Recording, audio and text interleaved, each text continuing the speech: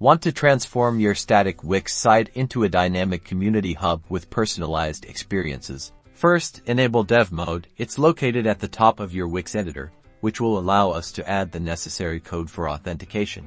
Navigate to your Pages menu and add Member Pages. This automatically creates login, signup, and My Account pages, and this is where your users will manage their profiles. Now, in your code panel, import the necessary Wix APIs. These Wix users and Wix members APIs handle the registration and login functions and manage user sessions. Add a login bar element to your website header or desired location. This element dynamically displays the user's login status and provides login, logout options. Customize your registration and login flows by adding event handlers to buttons.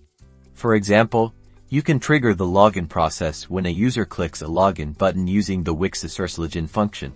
Personalize the user experience by displaying user data on the My Account page. You can use the Wix member skirm function to fetch and display user information like name, email, or profile picture. Secure content by restricting page access to logged-in members only.